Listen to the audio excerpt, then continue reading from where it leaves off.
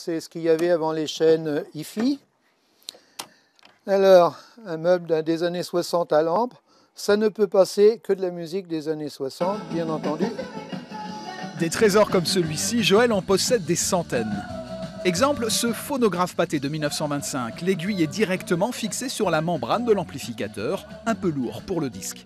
Mais c'est quand même rigolo. Alors ça marche à la manivelle, comme les vieilles voitures.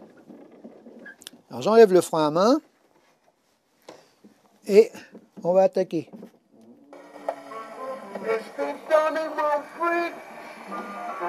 Alors là, on est en sourdine. Et vous allez voir le premier potentiomètre de réglage de volume. Ça tombe pas en panne.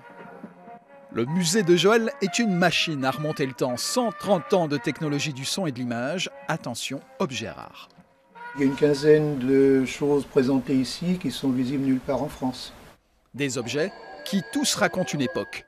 Ici, non. Les Français parlent aux Français. Autre époque, toute la douceur de vivre des années 50 avec ce téléviseur, radio, phono, range-disque, mais pas que. Et puis, quand arrive midi, on ouvre l'autre côté et on peut prendre l'apéro. Et après l'apéro, retour plateau avec cette caméra de 1969.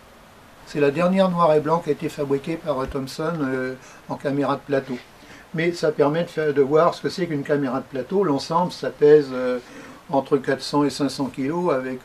C'est fou, hein, c'est inremable. Même s'il n'a plus de place dans son musée, cet ancien technicien audiovisuel continue de les restaurer. Sa dernière trouvaille, ce transistor Philips de 1967.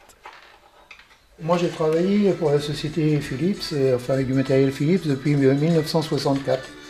Et quand je vois un engin comme ça, que je n'ai jamais connu, et apparemment d'après les sites internet, c'est un radio-réveil Philips extrêmement futuriste. Et il est fabuleux, c'est joli comme tout.